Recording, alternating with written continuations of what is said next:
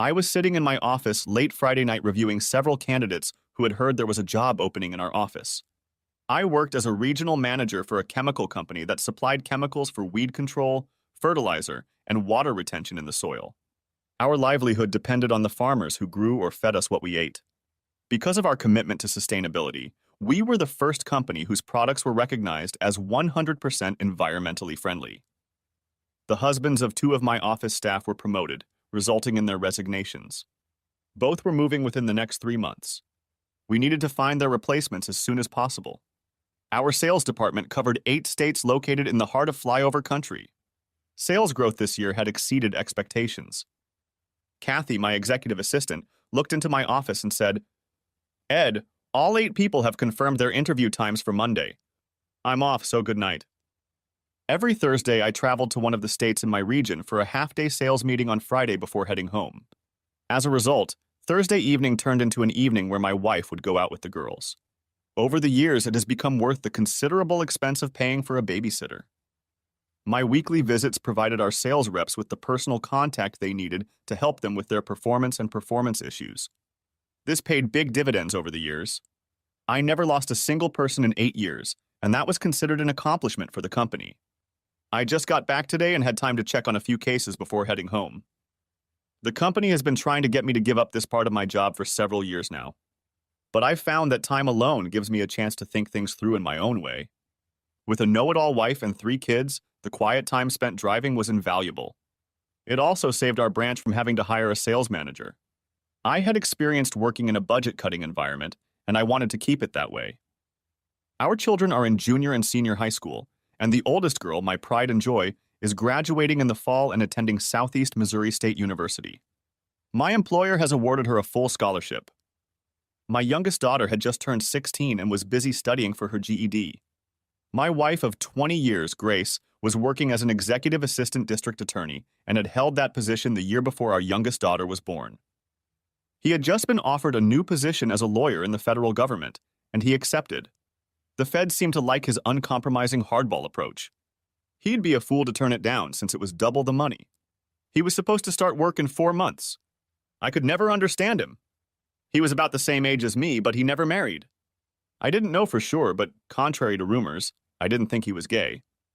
Every second weekend of the month for the past 15 years, my 3 children have been taken away by my parents so that my wife and I could have some time to ourselves. When they started doing this, my wife and I found ourselves at a crossroads in our marriage. My parents felt that we needed some time to ourselves, without the kids. I have to admit it was the greatest gift they could have given us, because it gave my wife and I time to find ourselves again. If they hadn't done that, we would have been another example of divorce. They had about 3 months before it was supposed to be over, as Amy, my oldest daughter, was going to work in our senator's office in Washington, D.C. for the summer before starting her undergraduate degree in political science. Some time ago, my father, with my permission, bought each of our 3 children a kit from Ancestry.com and jokingly submitted them for testing. According to their instructions, we knew there would only be a match if any of their relatives had submitted their DNA to the same program. My kids talked to me about it, and I gave my approval, saying that we all have distant relatives that we don't remember or know about. Perhaps this would open up a new adventure for us. Amy offered to surprise their mother until we got the results. We knew it could take up to 5 or 6 months to get an answer. This weekend, we traveled to Nashville to visit the Grand Ole Opry and were returning home on Sunday. My wife was the one who planned this special trip as a way to create another memory in our life's journey. I met my wife Grace in my final year of university at a soccer match. No, I wasn't one of the players on the field. I was one of those no-name grunts selling overpriced food to the spectators in the stands. She was one of the youngest daughters of the medical coach, so she always got free tickets. She had an argument with her beau over some stupidity that one of them took the wrong way. The jostling alternated with the pushing. I found myself in the center of things. She pushed him and stepped aside. He saw her movement and hit me with all his weight from the back. I fell and rolled down the concrete stairs, and the tray of food rolled with me. The next thing I knew, I woke up in the hospital with my head bandaged. According to the doctor, I had 25 stitches because of my spit-up forehead. Grace must have felt guilty because she came every day to make sure I was okay. She met my whole family before I started seeing daylight again. They told me later that I was in a coma for almost a week because of internal injuries. When the fog around my vision began to clear, I saw an unknown goddess standing in front of me. At first, I thought I had arrived at the pearly gates, and she was my angel guide. Then my friend appeared beside her, clear as light. Esmeralda was not impressed with the vision standing beside her. I closed my eyes and drifted into sleep, praying that Esmeralda wouldn't be there when I woke up, and that it would all be a dream.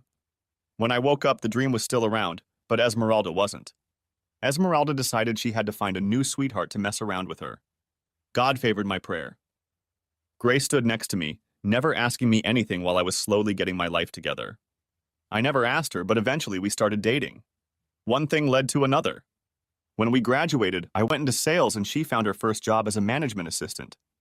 At one of the family reunions, her younger cousin asked why she was still single, and she said because Ed hadn't proposed to me. 3 months later, I stood at the altar and watched the goddess walk toward me. 5 feet 8 inches tall, with long blonde hair, deep bluish, almost black eyes, and a figure that made men drool. Grace and I married.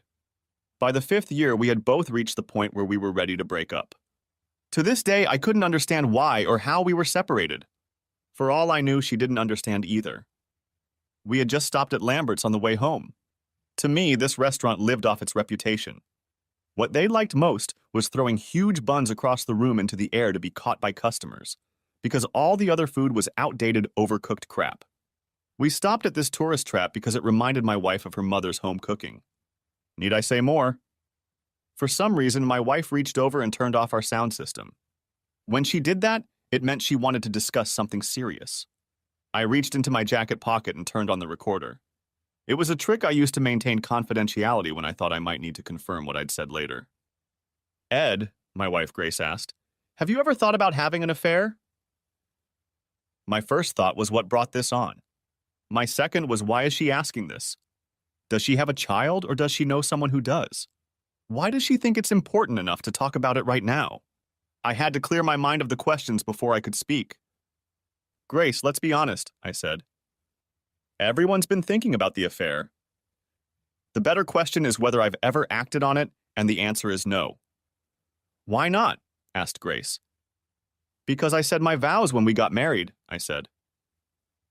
They meant something to me, and they still do. As society's attitudes have changed, Grace says, marriage vows no longer have the value they used to.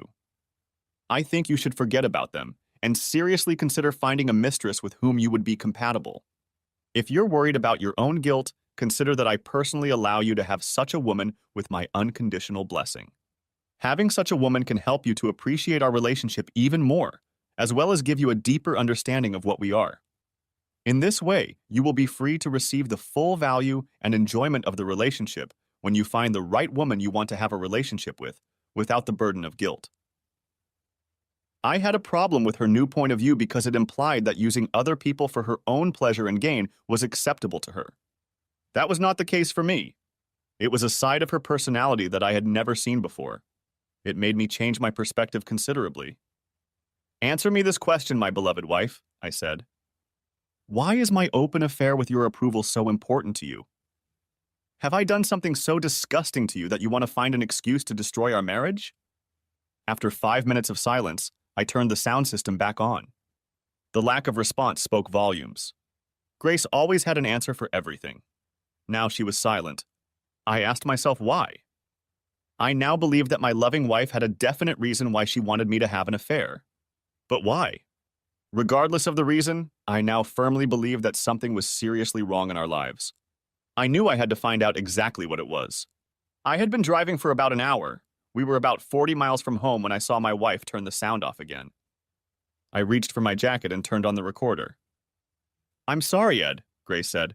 I guess I've been reading too many Harlequin romance stories. Those ideas must have come from somewhere out of left field. With those words, she turned our sound system back on, figuring that would be the end of it. The problem was that our 3 kids and I knew she hated those books because they were her mother's favorite books.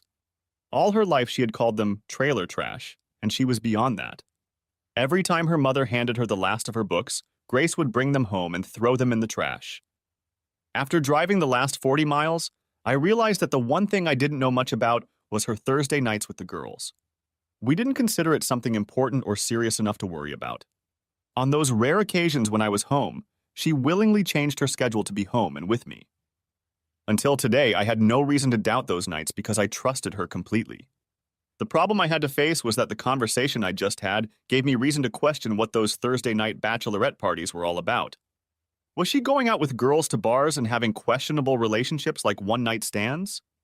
When I got home, I realized I had to find out what was going on during her bachelorette party. We pulled into our driveway as our kids did with my parents. When we got inside, I treated both of my parents to a rye and Coke. They told me about what they and the kids had done over the weekend. For my parents, the time spent with their grandchildren was invaluable. According to them, it was the grandchildren who helped them to stay young and modern. Each activity was organized with them in mind, so my parents were exposed to things they had never done before. They were there for about an hour, after which they headed home. I walked them both to the car. "Ed," Dad asked quietly, "when would be the best time for us to stop by your office tomorrow for a private conversation?" "I have interviews all day," I said. "Let's say about 3 hours. Whatever the problem is, I'm here for you." "The problem isn't with Mom and me," Dad said in a whisper. "It concerns your wife and her youngest daughter." "I'd better not say anything more since your wife is watching us." "Okay, Dad, I can do it. I'll stop by your place after work and we can fix it in half an hour," I said loud enough for Grace to hear it through the window. After watching them drive away, I went inside and got my car keys. Then I took my toolbox and threw it in the trunk. "Hi, honey," I said. "I need to stop by my dad's tomorrow and make something for him after work, so I might be a few minutes late." "I heard you from the window," Grace said. "Don't worry, we can eat a little later." My dad showed up on time with my mom. They were escorted into my office. We sat down at the desk and waited for one of the staff to bring us coffee. As soon as the coffee was served, Kathy closed my office door, getting ready to leave. "Ed," my father said, "I'm really sorry about my stupid prank of sending our grandchildren's DNA. They found a DNA match for April. She has a paternal grandmother who is looking for her son and his descendants." With those words, he pulled out a form from Ancestry.com. It contained the woman's name and phone number. I was devastated. My father, just by looking at me, realized how much the news had hit me. "Dad, I don't think they made a mistake, so let's see what we can all figure out," I said. Using the office phone, I dialed the number and turned on the recording function and speaker. I wanted to make sure I had a permanent record of the conversation. The phone rang twice before it was answered. "My name is Edward Paul Adams, and I'm looking for Mrs. Beatrice Smith from a DNA match found thanks to Ancestry.com, I said. "May I speak to her, please?" "You're talking to her, young man," the woman said. "How can I help you?" "It's complicated," I said.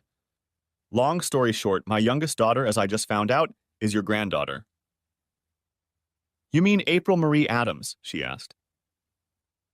"Yes, it is," I replied.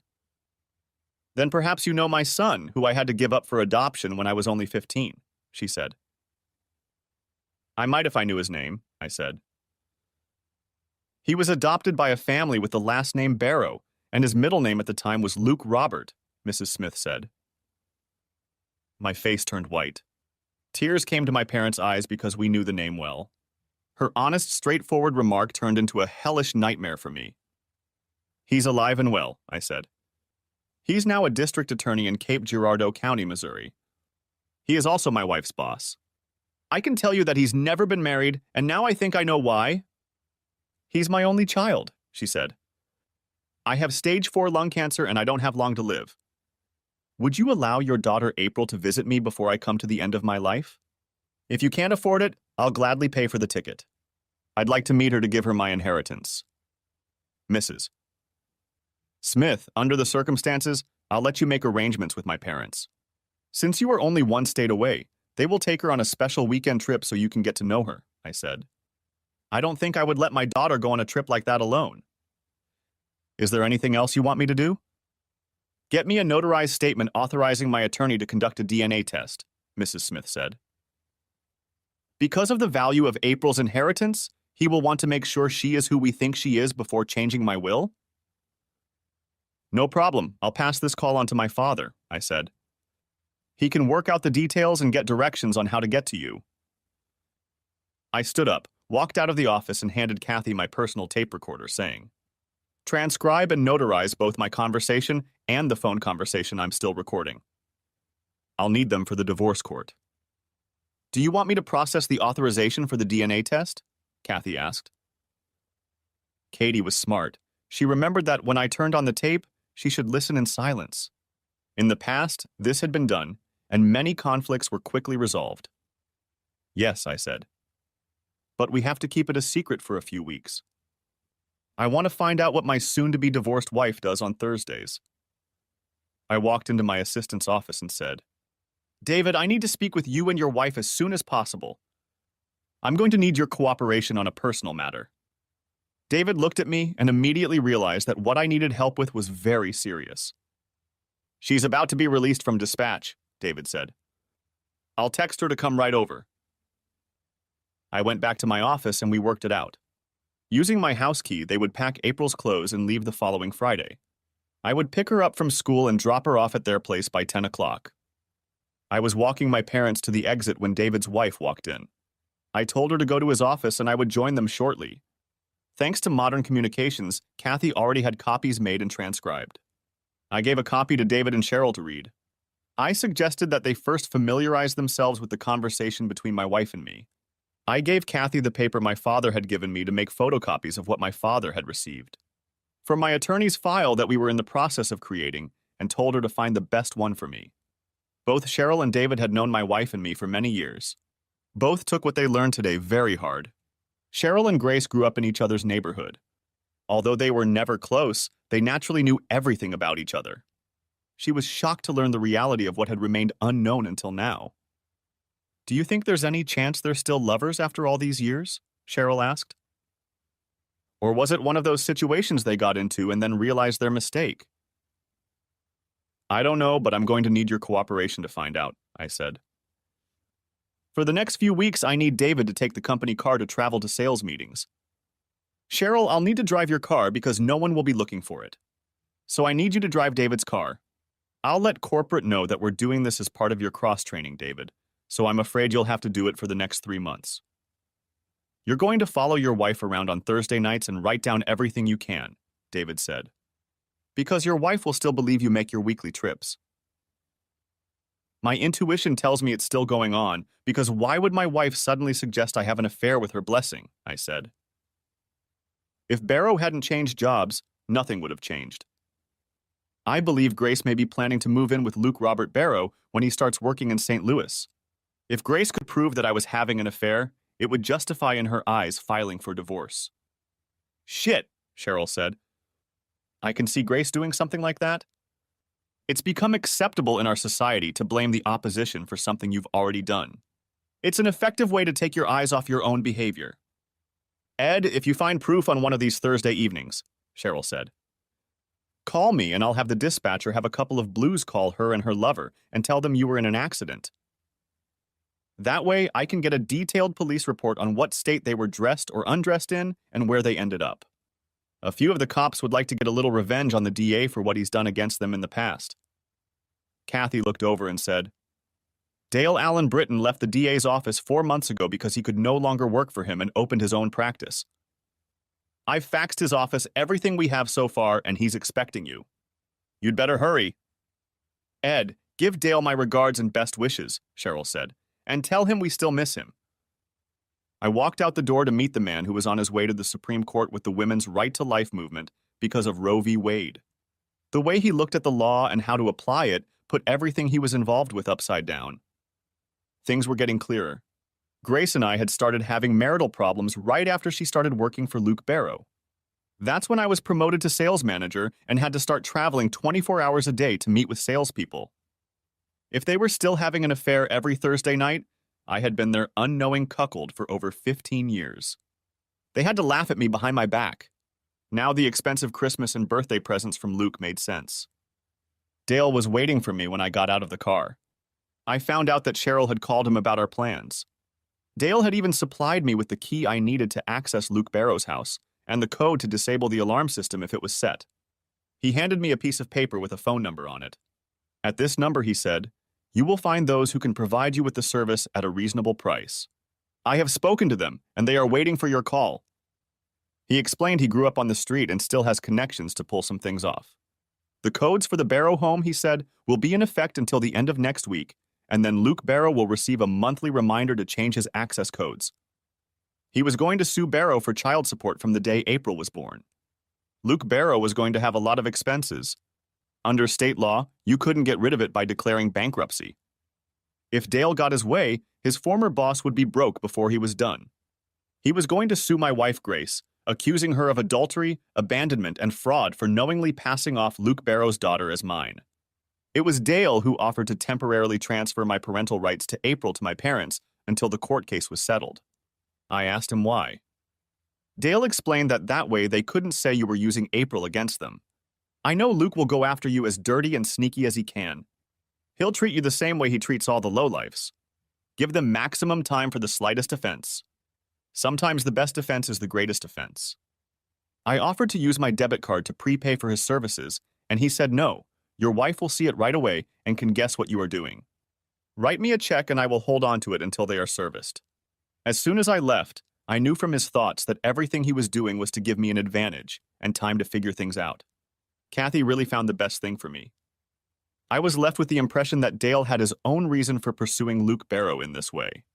Both Grace and Luke were about to face shit they never thought possible. Dale Britton had just created his own version of the divorce game. I signed all the necessary paperwork for my parents to get parental rights to April as of Friday and gave them a copy. After Dale and I explained the whole situation to them, they agreed that it made sense. I was waiting for Cheryl to arrive in her 2002-year-old model Ford Taurus. David was going on his first sales trip. Cheryl would leave her car at my place and take David home. My oldest told me that their mom wouldn't be home for dinner, as she was going to join the girls right after work. As soon as Cheryl arrived, everything was switched over, and I threw my suitcase in the trunk. Ed, Cheryl said. Dispatch and all the guys on board.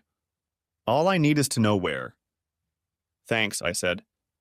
Dale said to call him if things got going so he could personally serve them. I'd like to know why Dale wants Luke Barrow out. With Dale, it's a matter of principle, Cheryl said. Luke has trouble backing up what he says. It was interesting to watch Grace and Luke drive away in their cars. Both stopped at Charlie's Bar and Grill and had a first-class steak each. Then one went one way and the other went the other. I, on the other hand, just pulled up to Luke Barrow's house and waited. Dale's friends and my crew had already set up. I was in a safe place with a direct view of Luke's house. Grace was the first to show up. After entering the code into the box to disable the alarm, she used her own key to unlock the door. We filmed her long enough to see her enter the house. 10 minutes later, Luke pulled up. Grace opened the door to greet him. Her blouse was completely open and her bra was missing.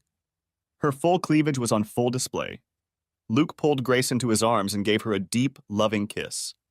As they kissed, I noticed his hands began to play with her breasts. As soon as they closed the door, I stopped filming. 6 of the 8 rooms in Luke's house were wired for video and sound. Luke Barrow's neighbor's son was serving a long prison sentence. He agreed to let us use his house as a base. Everything that was filmed at the Barrow house was streamed live to all the Facebook pages they were connected to. We found out that I had a crew following my car because Grace believed I would take the bait and start looking for a new mistress as early as tonight. Since she knew my schedule, they hooked up with a prostitute they hired because she knew my taste. I texted Cheryl to let her know what I had just overheard. She called her husband David to let him know he was being followed. Being a former Marine, he took direct protective action and intentionally drove his car off the road at 10 o'clock at night. He then had to call a tow truck to get it out.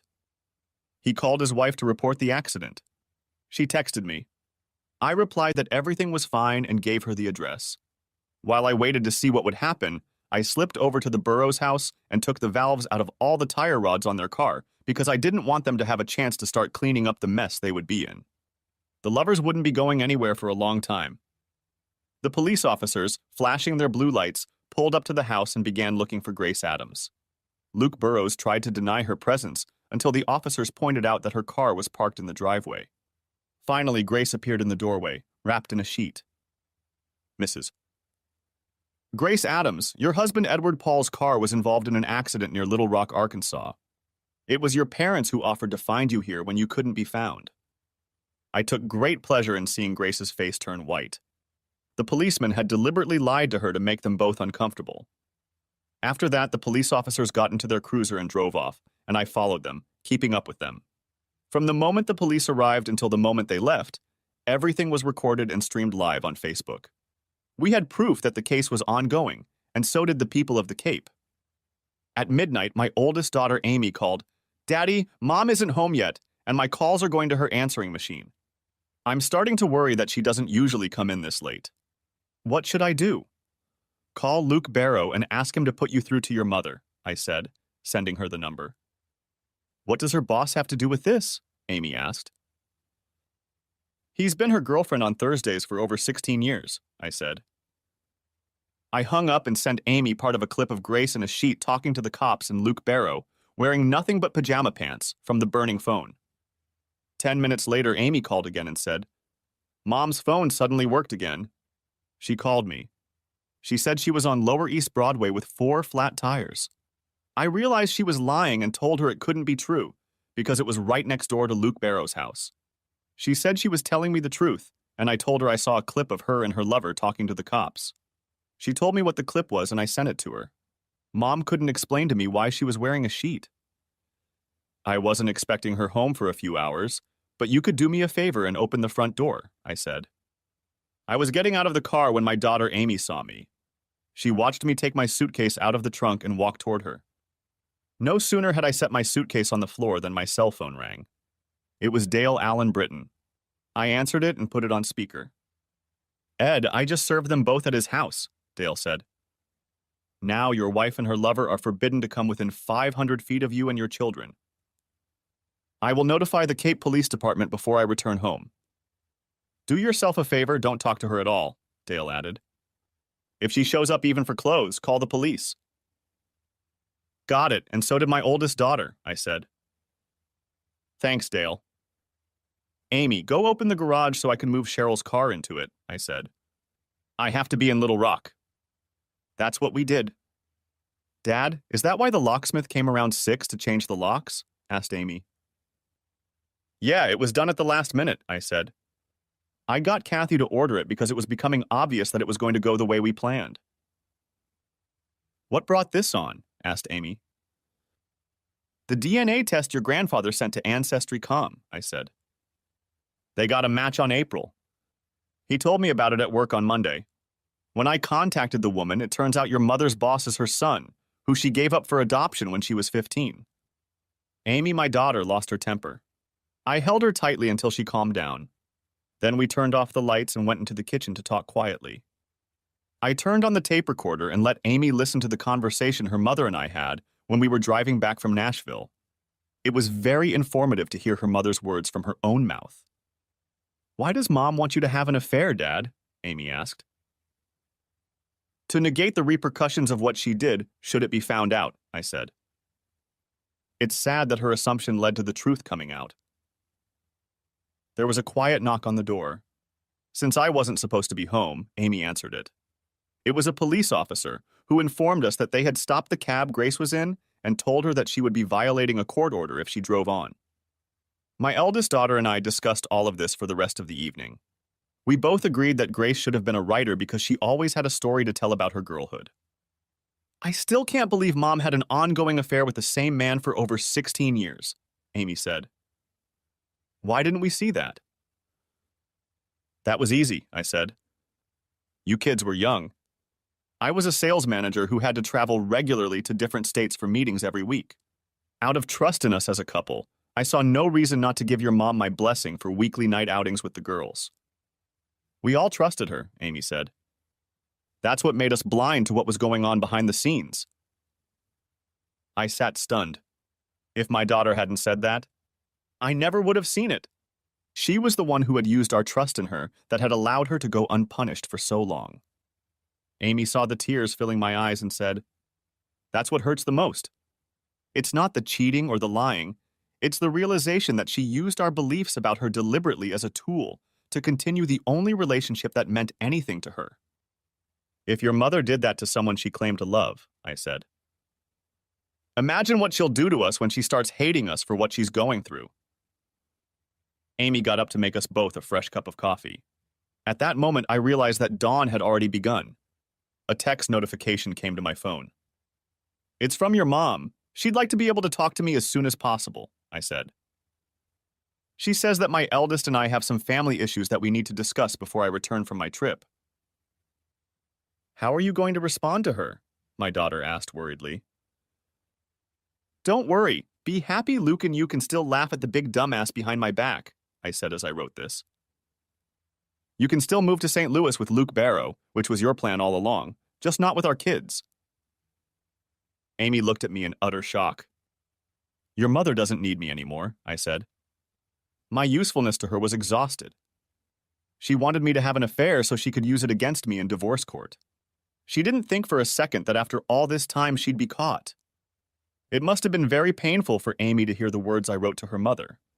Not many people are able to recognize the pure truth about anything. Most will call the one who reveals it all the nasty names they know, because the real truth hurts. In time, they will accept it. I stood up and took my daughter in my arms as she began to shed tears again.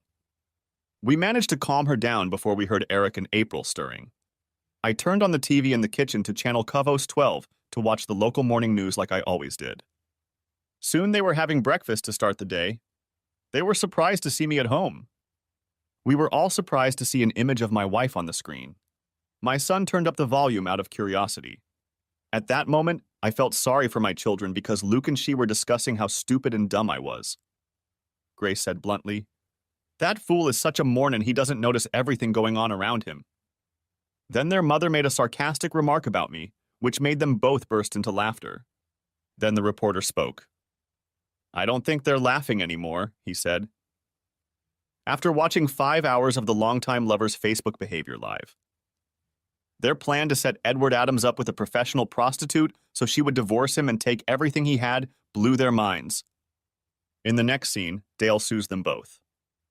The reporter explained what the lawsuits were for. Alice just ran over to me and sat on my lap sobbing. It was a hell of an unpleasant way for a 16-year-old girl to find out that her father was not her biological father, but her mother's longtime lover. Eric summed it up by saying, "If you're just a piece of shit in your mom's eyes, what does that do to the rest of us?" Once April calmed down, Amy helped me explain what had happened since my mom and I got back from Nashville. I called the school and asked them to release them from school for Friday and Monday to give them time to adjust and deal with their emotions. We were about to start breakfast when April said, "Daddy, the chief of police is coming." That got our attention, and we turned up the volume again. It has now been publicly announced that both Grace Adams and Luke Barrow, our current district attorney, are being criminally prosecuted. A task force from across the county is being assembled to investigate. I thought that when a person's behavior becomes public, the masses cannot publicly accept what they do privately. Hypocrisy rules our society every day. After breakfast and cleaning up, I sat my 3 children down at the table. I showed each of them a copy of the letter my father had received.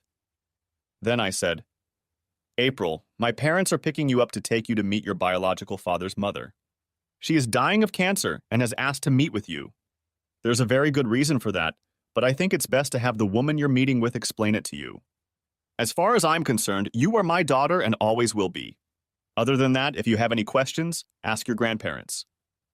"Amy, will you help your sister pack for the weekend while I call my parents?" I asked. As soon as the girls left, my son asked, "How do you handle it, Daddy?" "No," I replied. I find myself in a constant struggle to keep my cool. Remember, son, if this ever happens to you, as a father, you have to stay strong for all the other people in your life. With these words, I called my parents and explained where I was. They said they would come as soon as they finished loading the car. They still had an hour before they had to catch their plane. I didn't realize that it was at that moment that my son and I's relationship was forever changed for the better. The 3 of us watched the daughter I had raised leave with my parents to see her biological grandmother for the first time. I prayed above all that everything would go well and that she would return with the same feelings I had. The DA's office looks like a morgue. Grace Adams went shopping for new clothes after her car was towed and 4 tires replaced. Luke Barrow read the lawsuit filed against him. Although they didn't have a direct DNA sample, they had linked him biologically in such a way that there was no way he could deny his parentage. Now all the staff knew the truth about their relationship, and years-long affair. This, and the fact that they had hidden April Adams's true background, was becoming a political nightmare. Under the law, the term fraud was eventually expanded to include the failure to disclose all material facts about a situation. Because of this, Dale filed a civil suit against Grace and against him together. It was looking more and more like they as a couple had been defrauding her husband Ed for years. All the lawyers he had approached said that Ed Adams and Dale Britton would succeed. The same attorneys he had approached so far wanted nothing to do with it. Most of them had already heard what Dale had done the last time he appeared as a defendant. It was noted that most defenses are based on the assumption that a scheme of certain facts will be presented in such a way that they can be challenged. In Dale's case, when he made his arguments in court, most found that by the time he was done, they had no defense.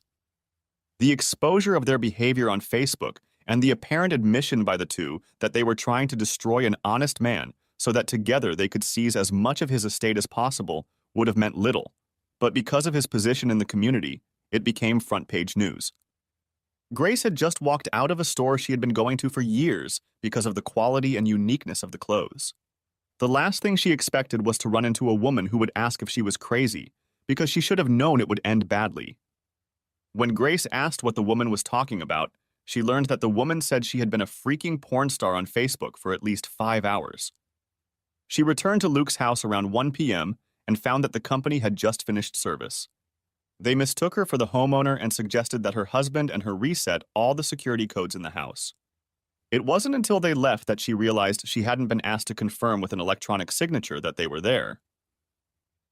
She called Luke and asked who wanted to make sure he didn't take the new position in St. Louis.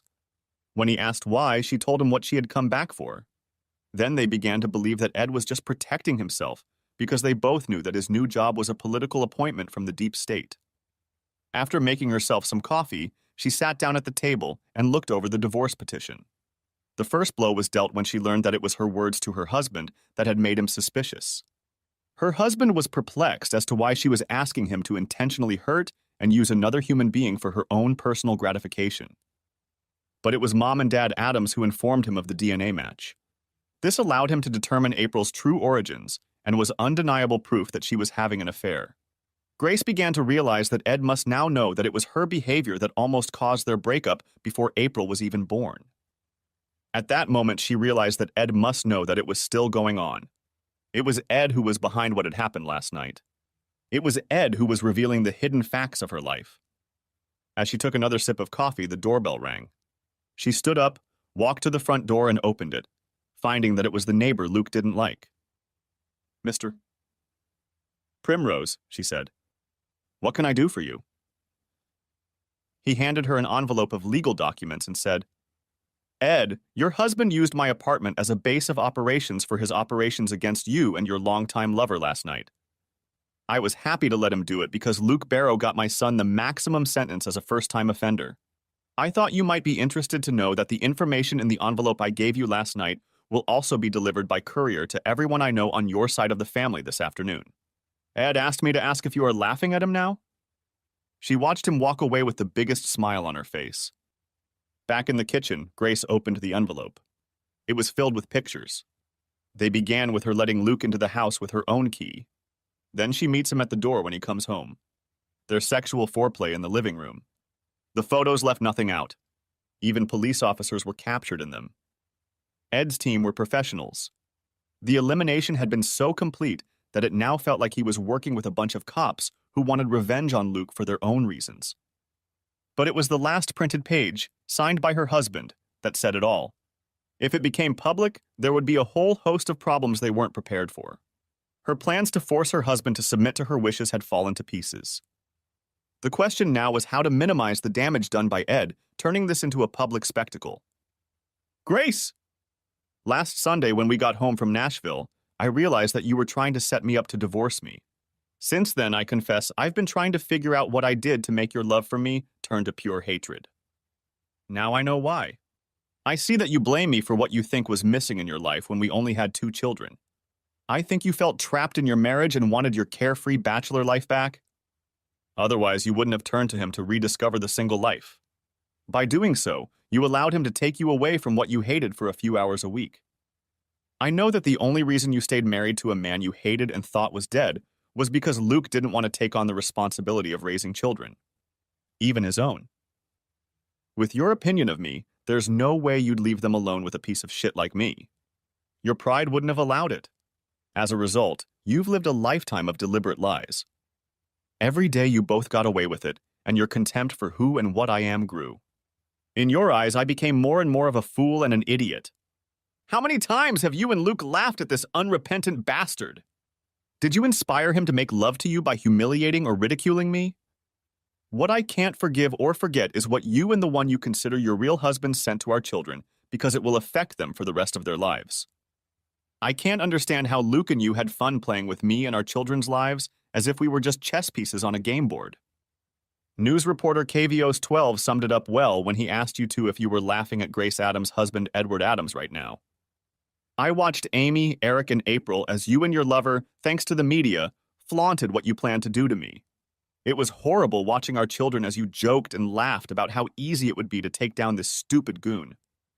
Eric, our only son, said, "If our mother thinks you're just a piece of shit that needs to be allowed to dry before hammering you into the ground, what does she really think of us? I have not asked them what your relationship with them will be in the future. At this point, I can honestly say they don't exist. It was your and your lover Luke's utter disgust and contempt for me that led to this. At least we both know you're laughing with joy because you've left me with a reputation as a hapless goofball for the rest of my life. Perhaps tonight you can both raise a glass to victory. Edie." Grace's hands trembled so violently that she dropped the paper. She looked like an angry, bitter, hateful, and cruel bitch. It was obvious that she appeared to her readers as a mother who didn't care about her children, her husband, or any other human being. The only thing she cared about was herself and the fulfillment of her carnal needs. Then her sobs broke the silence in the room. Ed was the only person she knew capable of destroying a person's credibility without directly condemning them. Everyone who read her couldn't argue with his comments about their behavior. In his eyes, everything she'd ever done was about prolonging life, not love. He should have known that Luke was the one pressuring her to leave him and the kids before April got pregnant.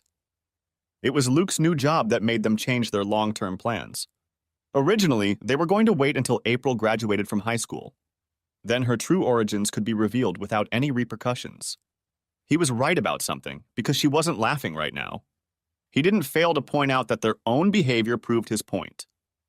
Ed believed that their contempt for who and what he was explained their attempt to destroy him completely. It was a declaration of war. If he was going to go down, he was going to take them both with him. Grace picked up the divorce petition and continued reading. It was truly crushing.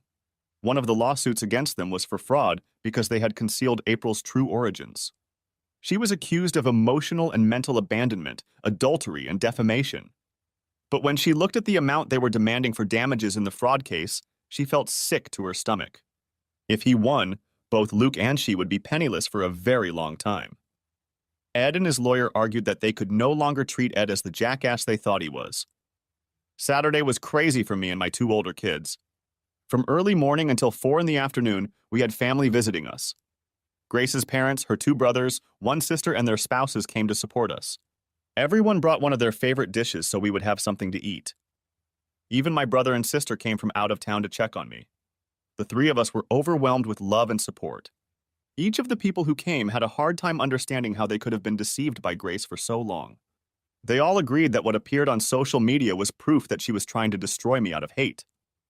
My father-in-law and I grabbed a cold beer and went out on the back patio for a few minutes. "Edward, let him go," he said.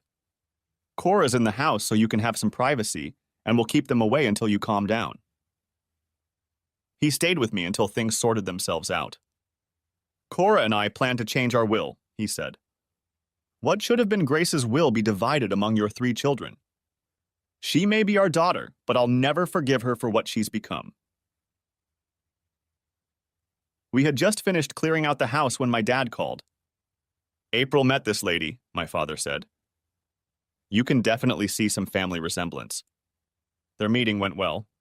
Mrs. Smith seemed interested in your family situation and got April to openly tell her how she felt about it. That was good to see because she had been keeping things to herself.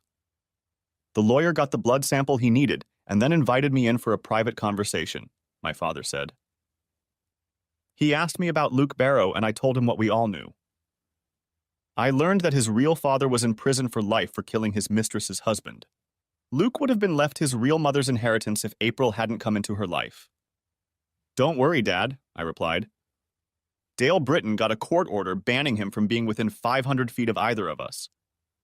It was a busy day, with many family members from both sides coming to offer their support. We were lodged at Mrs. Smith's estate as her guests. Your mother felt honored to be treated so regally, Dad explained. April is staying with Mrs. Smith now. We both like her. Her lawyer said he hasn't seen a smile on the grand old lady's face in a long time. Hold on, I'll put your mom on the phone. Ed, I got a chance to talk to Beatrice alone for a bit. She asked me what kind of son you were, and I talked about your life in general, trying to be as frank and honest as I could. We talked in great detail about what had happened over the past week. She told me that you left it up to her to tell April why she wanted to see her. She said it had been a long time since a stranger had shown her such respect, and then thanked all of us for telling her how to handle her estate situation. My mom continued. She plans to leave everything in a trust in April's name for you to manage until she turns 25. Text me when you leave so I can be there when you bring her home, I asked before hanging up. I texted April to say we all miss you and sent hi to Dad. We finally had time to get everything in order before David and Cheryl arrived in my car. I had to apologize to her for forgetting to return it. The police chief sees a chance to take out Luke Barrow, Cheryl said. He and Dale are working together. Dale has handed him some questionable items for the investigators to look into. When I got back, all the staff were gloomy and upset, David says. I told them in general terms that some of us had been aware of what was going on for most of the week and had helped in any way we could. It's been an emotional roller coaster around here since Thursday night, I said. The kids still have a hard time dealing with it at times, so I'm taking Monday off too. Have you heard anything about Grace? Cheryl asked. Not since Thursday night, I replied. Luke and her are probably busy doing their own thing, since they've made it publicly clear how they feel about us. My youngest daughter called me early Sunday morning and asked if she and her grandparents could come home late on Monday. I gave my blessing if her grandparents would agree. She thanked me for making her go. I asked why. April said that Mrs. Smith made me accept the fact that it was not my fault that her mother's infidelity had brought me into the world. Mrs. Smith made Daddy understand that we were all innocent victims and didn't deserve what her son's and my mother's behavior had brought upon us. I love you, Daddy, she said before ending the conversation. On Monday night, Amy, Eric, and I watched my mom and dad pull into our driveway. My parents looked stressed and tired. As soon as she got out of the car, she immediately rushed into my arms. I had to admit it was nice to have my youngest daughter home. Her father opened the trunk and brought in her suitcase. Eric immediately carried it into her bedroom. Then the three of them went to the family room so April could tell them about her new grandmother. This gave my parents and I a chance to catch up. We went into the kitchen. While I made fresh coffee, my parents told me about their impression of Mrs. Beatrice Smith. When we left, she was calm, my father said.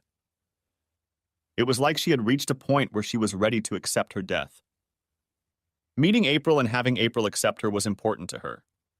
Mom pulled an envelope of legal documents out of her purse and handed it to me, explaining, "This was given to me by her lawyer, per Beatrice's instructions." I opened it and pulled out the letter. Opening, the first thing I noticed was a check for $50,000. The letter was short and to the point. The great lady thanked me for granting her request. She was informing me that before I contacted her, she had already lived beyond her life expectancy. DNA confirmed the biological connection. April is a beautiful girl. You have raised her well. Use the resources I have given you to get through the difficult time you are going through, and don't forget your values. I gave it to my parents to read. It was hard to realize that my parents and I may have fulfilled a man's dying request. Over a cup of coffee, I explained to them everything that had happened while they were on the trip. I told them that I felt that emotionally, everything was behind us as a family, and that we would be back to our normal way of life starting tomorrow. The rest of the week went smoothly. Grace tried to contact each of our children by cell phone and was told not to call again.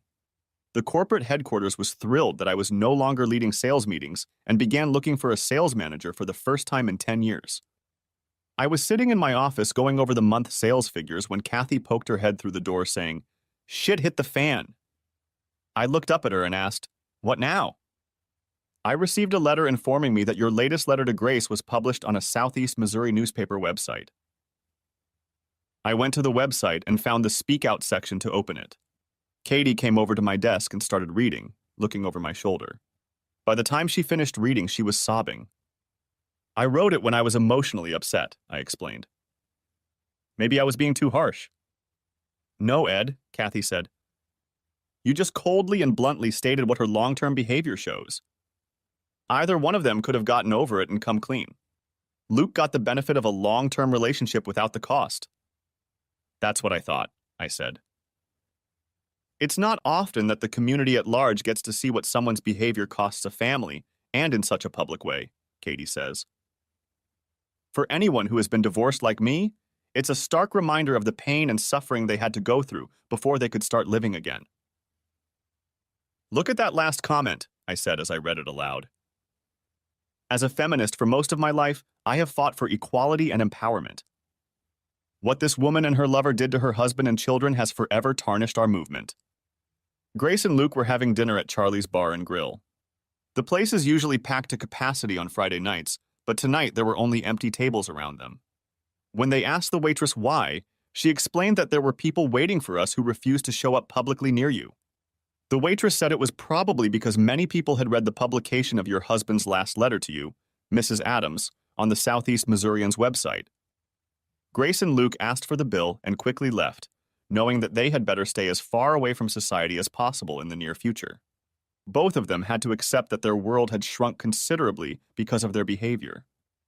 As they were leaving, Grace noticed her mother and father sitting at a table waiting for their order. Grace headed toward them. Luke followed her. When she spoke, her father looked at them and said, "Mr. Barrow, I suggest you get your whore out of here and let my wife and I eat in peace." Grace left the restaurant in tears, finally realizing that if she went too far, there was no turning back. She had to live with the consequences of what she and Luke had done for the rest of her life. When they got back to Luke's place, they went to the website and saw for themselves what was being written in the comments. It was clear to both of them that the public hated them both. 3 months later, I sat in the passenger seat of my car and watched April drive. We had left this morning to go to Wichita, Kansas, since we had learned that her grandmother Beatrice had passed away. We were on our way to the airport to take the private jet that the estate provided us. April was having a hard time with this, as they had grown close through constant phone calls to each other when she returned from her trip. Amy and Eric helped me a lot, and all 4 of us became closer as a result. They both encouraged me to start dating, but I kind of kept quiet about it. Once burned, twice embarrassed. Luke and Grace were now living in St. Louis. The feds had authorized him to start work early. The county was happy to get rid of him early if he paid back over $45,000 in questionable expenses. They were now living in a rented 2-bedroom apartment in case they had to declare bankruptcy because of an impending civil suit. Under Missouri bankruptcy laws, they could only keep $10,000 each. Our divorce was finalized in accordance with state law. Grace was to pay me child support while they were in school and cover 50% of their living expenses if they lived on campus. The civil fraud trial was due in 2 weeks. My children still refused to talk to their mother, as did her relatives. She had experienced firsthand that people can take so much crap that they then leave for good. April had to endure a meeting with her biological father, organized by the state child welfare agency. It did not go well for him. She told him that his mother had told her that he, like his real father, was a drug addict who should not be allowed near any woman. In the presence of child welfare officials, April told him that both her mother and he were dead in her eyes. We attended her grandmother's funeral. Afterward, the lawyer revealed to both of us how large her inheritance was. It was overwhelming for both of us. As trustee, after discussing it with our daughter, we decided to sell her grandmother's house with all the contents except for personal jewelry and a few photographs that April wanted to take. We got home. The school year was winding down. I was getting ready for the first day of court on Wednesday when April walked into the den. "Dad, can you arrange for Luke, Mom, and their lawyers to meet with the 2 of us and Dale on Tuesday?" April said. "I think so, but why?" I asked. "I want them to see the real cost of their actions," April says. "Grandma Beatrice suggested that to me." I called Dale and we made a deal.